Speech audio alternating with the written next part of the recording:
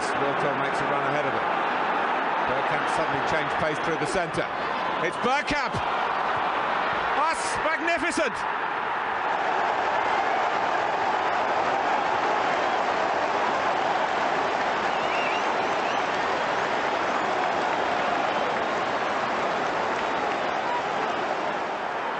The move, and then this, which left Dabi's ass totally stranded.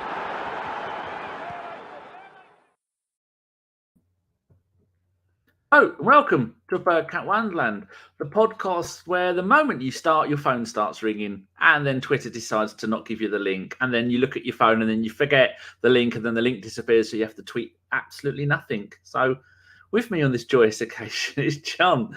John, are you having a better day than I am? I'm doing all right, Danny. I'm being very respectful today because if anyone didn't know, because you hadn't seen Twitter or Facebook or anything, the Queen of England, well, Great Britain has died. So I'm wearing a very respectful T-shirt, which is, I can only assume is Prince Philip and Camilla playing with the Queen's coffin, and they're calling it a tiny house. So I'm being very respectful of the Queen and showing my support to the royal family today. Yeah. Very good. Yes, it's a tricky time for everybody. I don't own anything black apart from a cat. And if you look at the picture frame in the top right-hand corner, up there, you'll see, if you look carefully, you'll see it wobbling. That's because my big fat cat Betty is on the table. She won't get off, and when she breathes in and out, the table wobbles. So there you go, people. That's the kind of world and the kind of nonsense I'm dealing with, because that's just the kind of world it is. Should we see if there's anybody actually turned up for this? Because it is a very strange time for us to do a preview show. Dan the Goonis in 76 is there. Loki is there.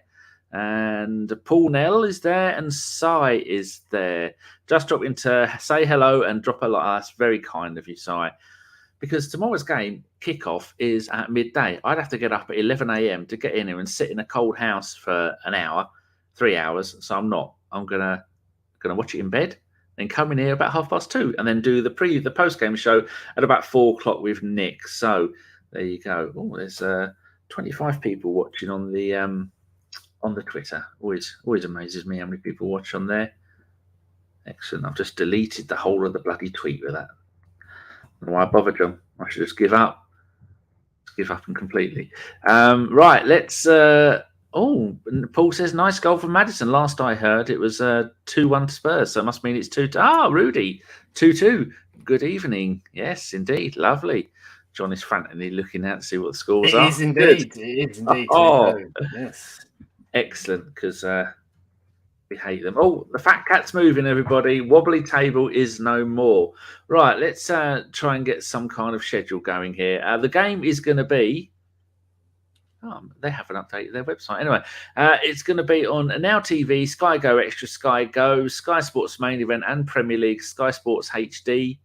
And it's going to be on Talk Radio and Radio 5. See, these people organised nothing. Why was there 2 games on yesterday, Friday at 8 o'clock? Why wasn't one of them on today? It's probably got some reason. John, pick a country where you'd most like to be now, and I'll tell you what channel it's on. Oh, what country? I'd like to be in Japan. Have you heard about that typhoon that's coming? Okay, maybe not.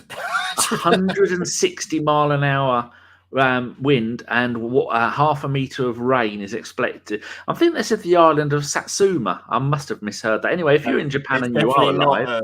definitely not Satsuma. It's SPO TV, Now Japan. So good luck to everybody in Japan, including Rob CD, who is one of my favourite Twitch people. Just gets on his bike and rides around Tokyo all day and all night. Oh, lovely. Yes, loves it. I hope everyone in Japan stays safe. I had no idea about the typhoon. I know. Unfortunately, the UK has succumbed to a thing. It's not Pornhub. It's now Mornhub. That's that's all that's on TV at the moment here. It is absolutely. I'm a fan of the royal family. I like them. And I got sick of it by about midnight on Thursday last week. It's just non-stop. But it's just organised morning. It's very good to see everybody being publicly shown to queue for 25 hours to go. I asked in the podcast group, and I wondered what the answer was going to be, but you couldn't be bothered on. I said, what would you queue for 24 hours to have 30 seconds with? I could think of a few ladies, but yeah. Anyway, but I did see today. So I don't know. We knew we were going to end up talking about this. I saw David Beckham queuing up. Got there at 2 in the morning, and he queued for like 15 hours. Fair play. Good man. Yeah. I wouldn't queue for anything for that length of time. That, fuck that. No. It's especially. I don't know if it was like Dennis and Tony Adams and like Wenger. Something like that, then maybe. Yeah, I'd probably queue for that. Yeah, just to get them up. If I got to ask them like each one question or something, I'd queue that long for that. That'd be great. Well, yeah. I don't think that's allowed. Yeah. So, injuries. Oh, before we started the show, I was looking at the injury thing and thought, hold on, we've got quite a few injuries here. You're never sure how accurate these are, but at Zinchenko, it says on September the 16th. We have to wait until tomorrow to make that decision. What we have decided to do for the international break doesn't mean what that we are going to say the same for the weekend. So it's something we will address tomorrow. Potential return 1st of October. Did you know he was injured? Calf, shin, heel injury. Yes. So they said he picked up an injury and that he wasn't going to play for Ukraine. But now the way Arteta spoke about it, it sounds like he could play tomorrow, but maybe not the whole game. And then Arsenal might do the convenient, he's gone and got himself the injury worse and he can't go on international break. One of them. So it wouldn't surprise me if we did see him tomorrow, but I doubt he'd do 90 minutes. Whether he starts or not, I'm not really sure. But it wouldn't surprise me if he was in the squad in some way or another. So it could be. When have the Ukraine played then? Or not the Ukraine, it's just Ukraine, isn't it? When are they playing? I've got no idea. I think same as England and that lot. It's after this weekend, isn't it? That all the friendlies and everything else is going on. Yeah. Brady's banana, Salma Hayek. My answer to most things, 30 seconds more than enough. Well, you just want to meet her and ask her questions about football. Well, that seems fair. I'd ask her if she enjoyed having her toe sucked by Quentin Tarantino.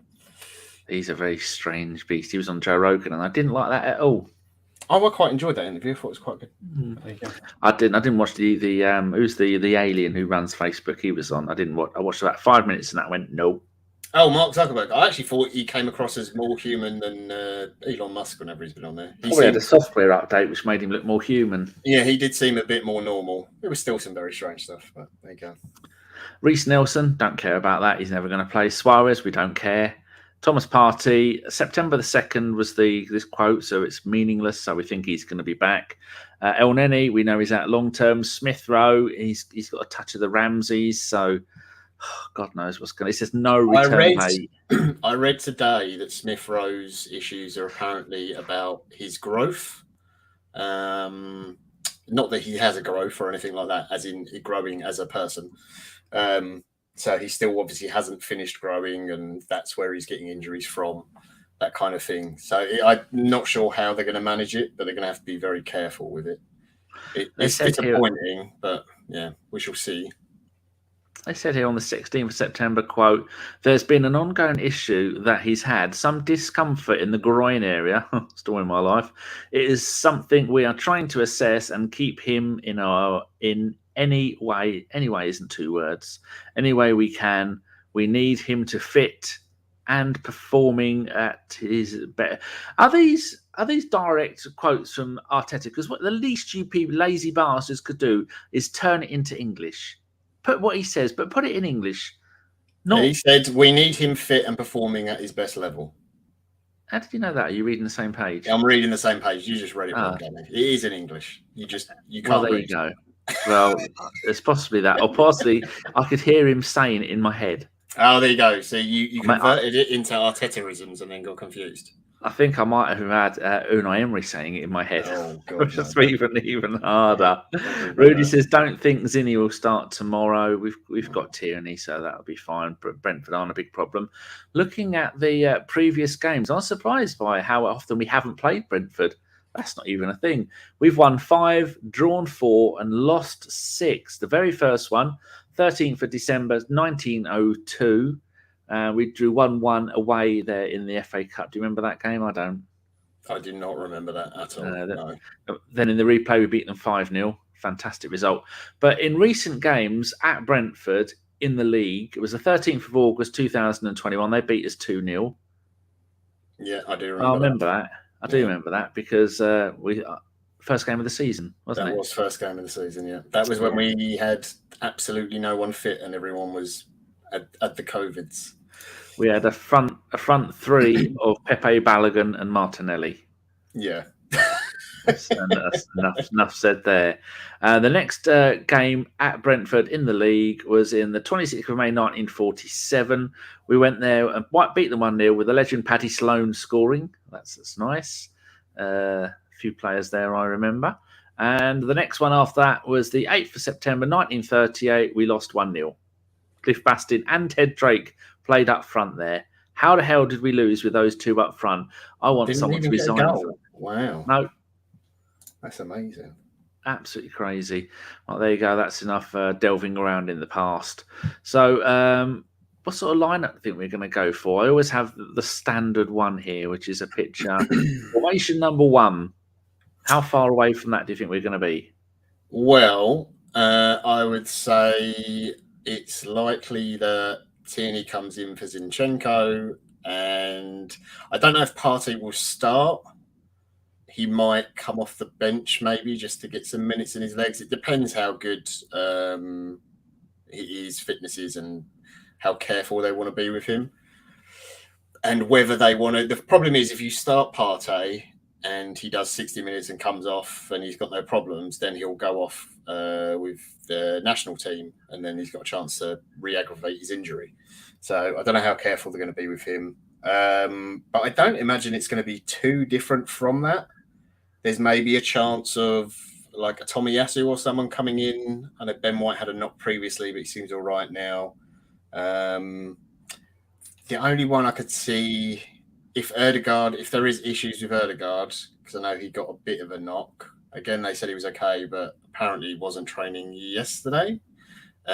Maybe, oh God, I'm going blank on his name. Vieira comes in and gets a start, possibly.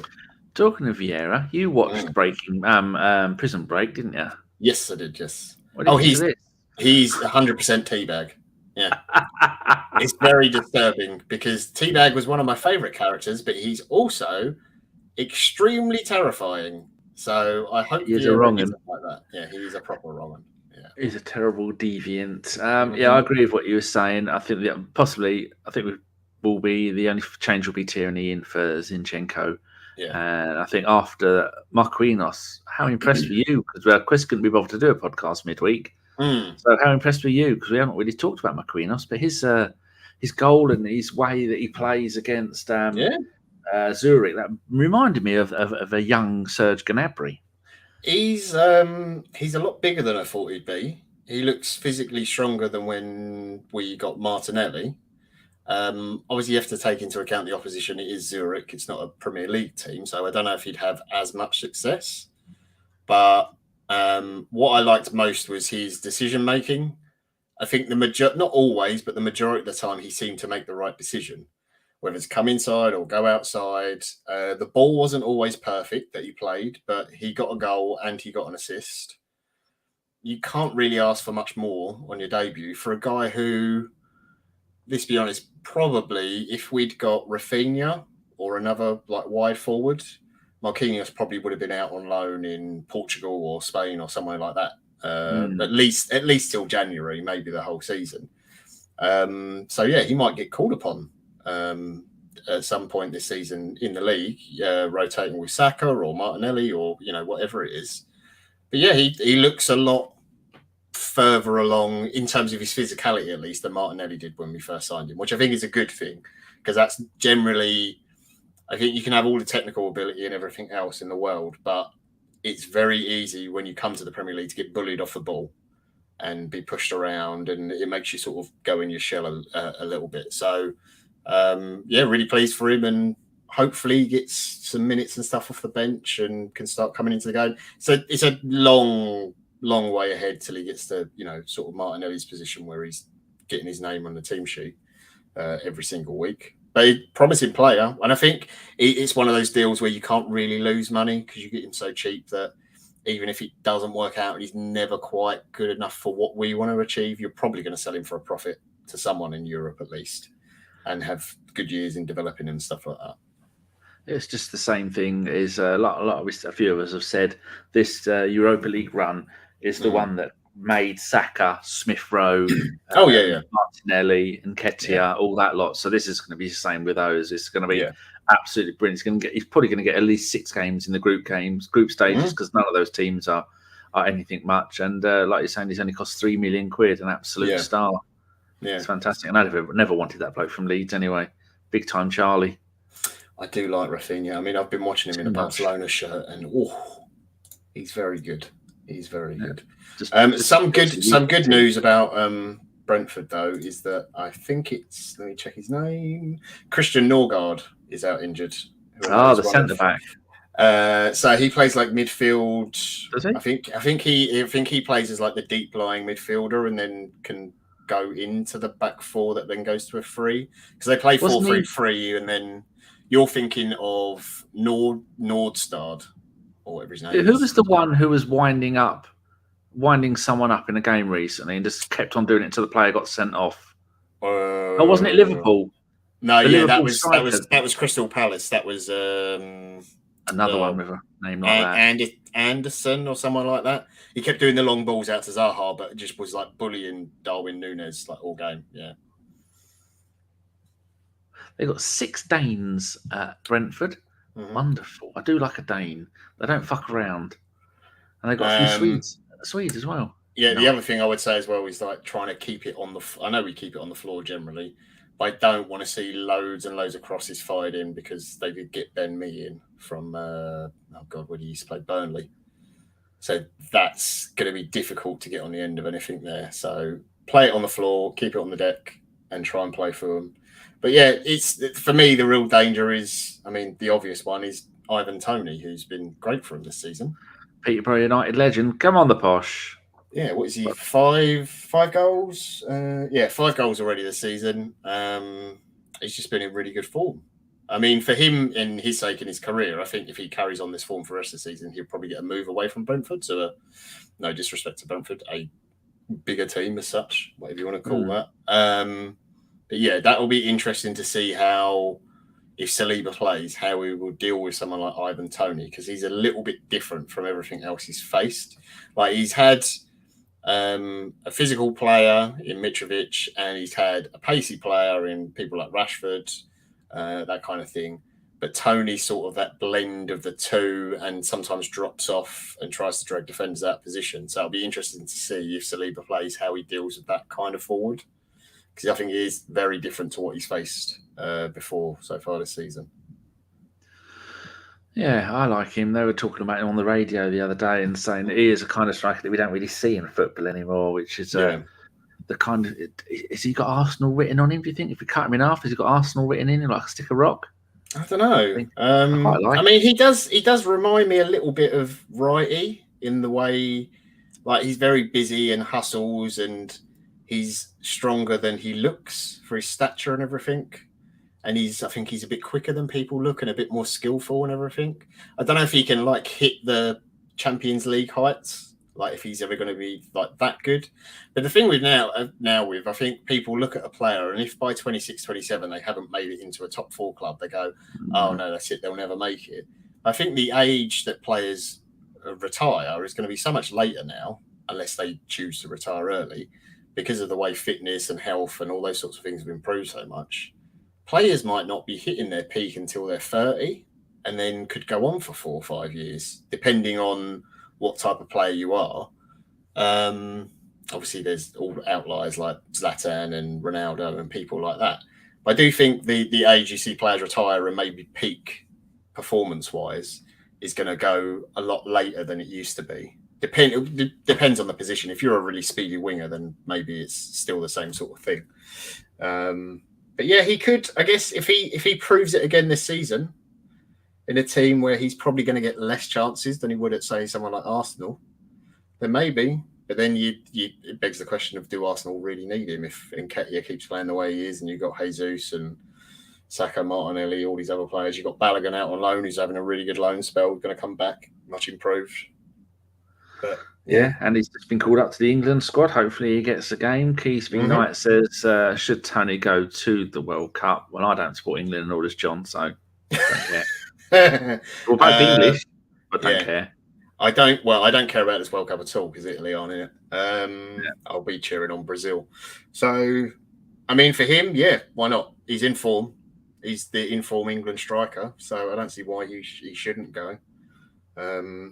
I did look through the England squad to see who was selected and stuff and who'd been picked. Most of it I agreed with. There was a few there was a few very head-scratching moments that I didn't understand, but there you go. Happens every time. Yes. What else were we going to do? So we talked about the game. How do you think the game's going to go? Because Brentford are no mugs. They're a decent team. They've looking at their results this season. I'm still on. I need to still on Luca Toni. I was looking at Luca Toni the other night. What a player he was. First game of the season, 2-2 at Leicester. Then they beat Man United 4-0 at home. My God, result of the season. Probably their best result ever. Then they lost 3-2 at Fulham. Then they had 1-1 draws at home to Everton, away at Palace. And then they that's a great game last week, beat Leeds 5-2. I mean, this season, they're banging in the goals. They've scored 15 goals. That's the same as Liverpool, but they are a bit vulnerable to conceding goals. I mean, if you let Fulham score 3 against you and you let Leicester at bottom of the league score 2, then I think there's going to be goals in the game. But how do you think it's going to go? It's probably going to be tougher than maybe people expect. I think if you can go to Palace and get a draw, United were in terrible form, obviously, when they beat them, but they took every single chance they got and really exploited it. I don't expect it'll be easy. I don't think there's really any easy games in the league this season other than maybe Bournemouth, to be fair. I think most of the teams have improved so much that you do really have to take all your chances because otherwise you can get hit on a sucker punch. I still expect us to win, but I don't think it's going to be... I don't think it's the sort of game where we're going to go and dominate possession and completely outclass them. They will 100%. They will get chances. I don't doubt that at all. So I would say 3-1, something like that.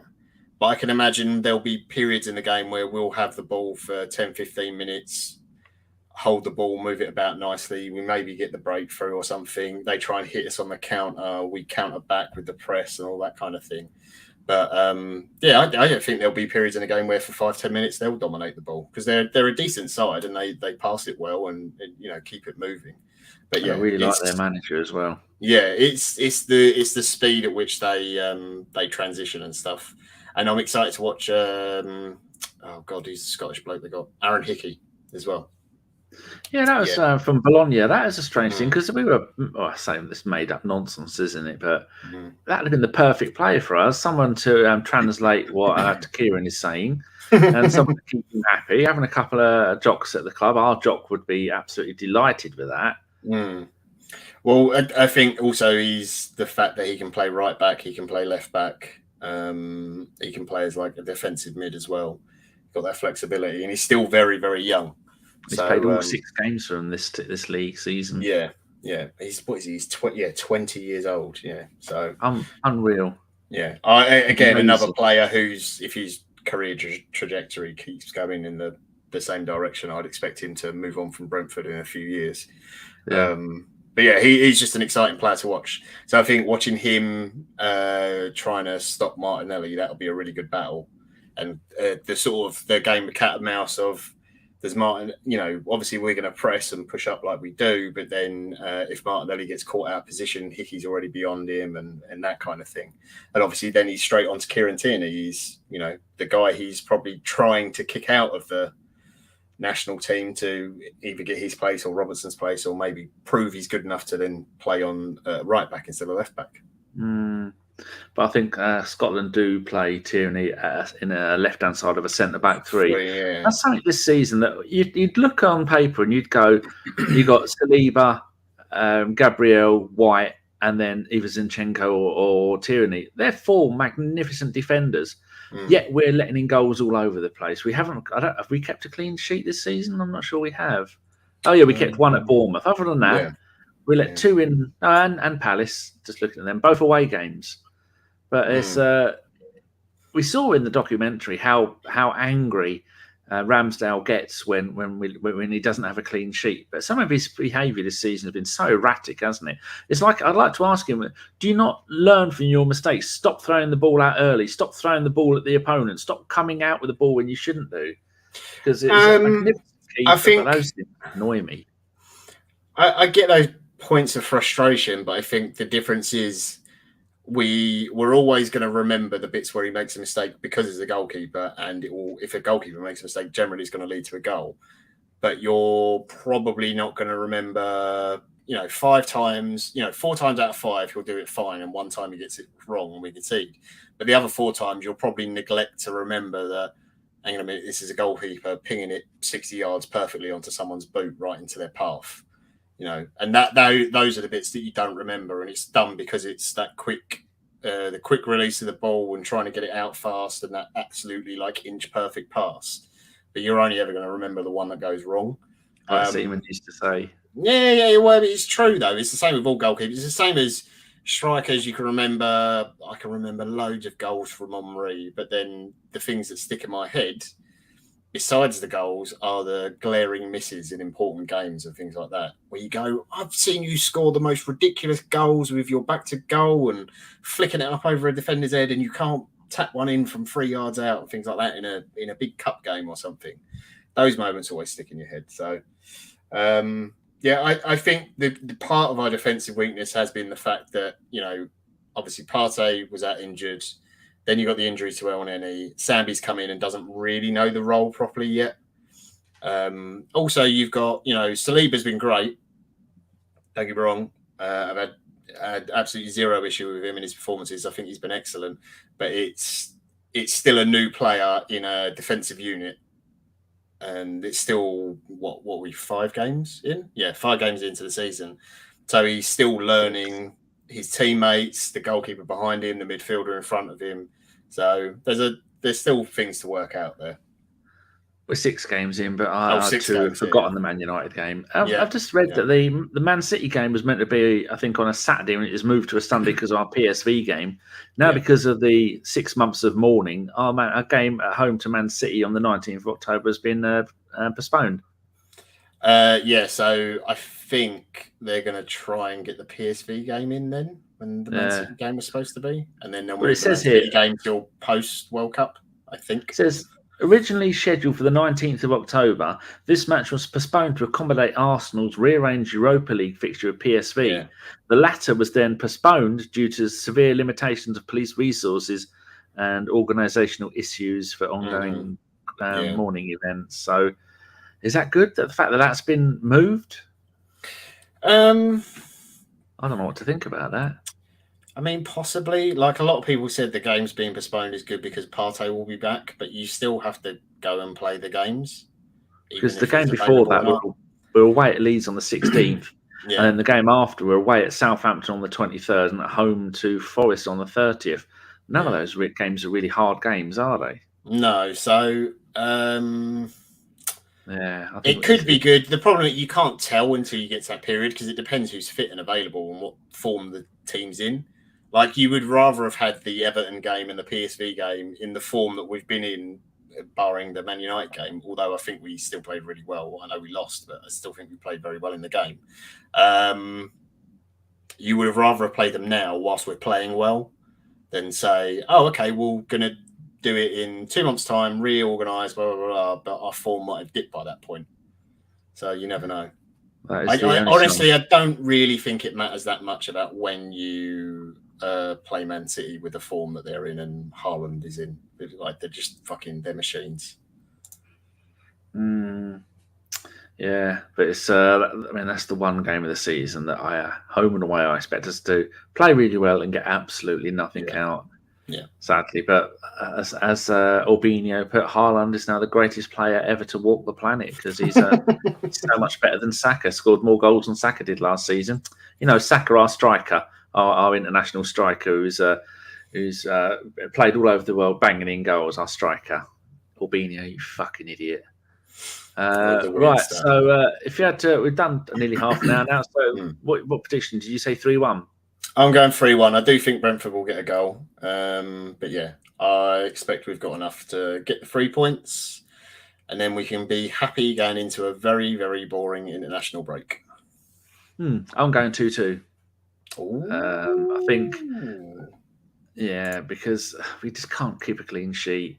And Ramsdale, like Matt D'Souza says here, he'd like to see Ramsdale have 5 games in a row without any dodgy moments. It's just part of his game, unfortunately. What is he, about 23, 24? He's not that old, is he? We've got because every year their ages change. Have you noticed that?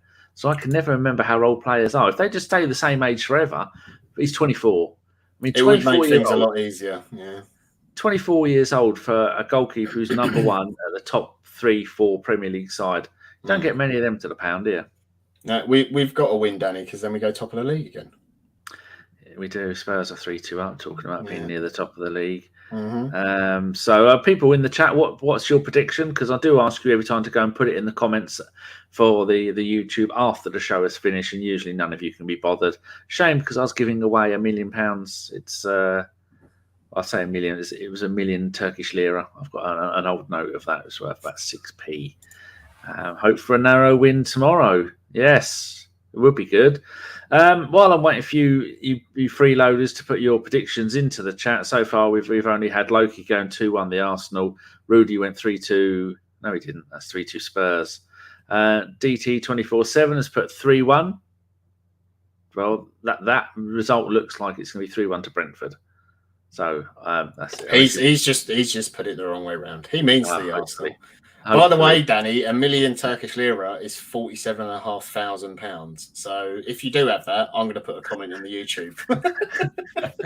No, they changed it years ago. They just took off 6 zeros from the end of the Turkish notes.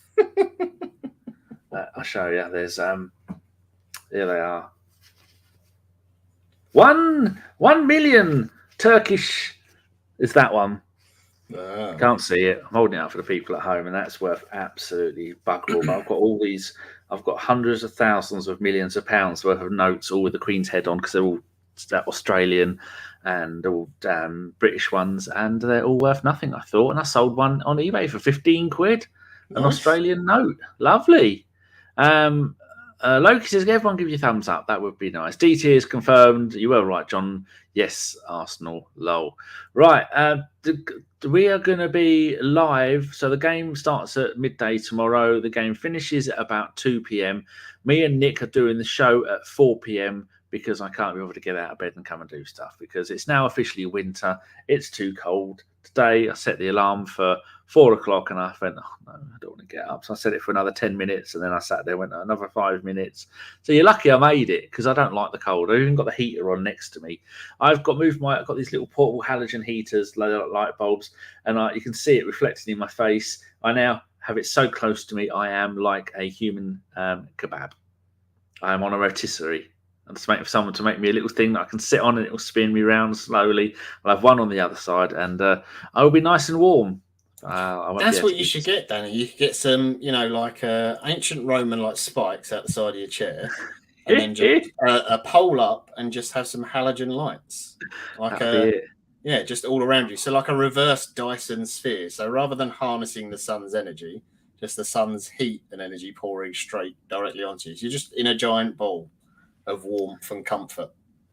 And we all do love a Dyson sphere. And that Dyson bloke's got nothing to do with it. No. It is you just put something around the whole of the sun and you capture all of its energy. You see it on Star Trek all the time. Rudy has gone 2-1 to the mighty Arsenal. He's put it the right round. Lovely. Deke is there. Deke, we were talking about leaving because we're nearly done. It's 34 minutes. And Brady says, it's autumn and gorgeous here today up on the north coast of Ireland. Sean and my mum and Sean's mum are in Wexford at the moment. They've gone for a wedding, which is lovely. Well, it's not lovely because I wouldn't go. Can't understand a word.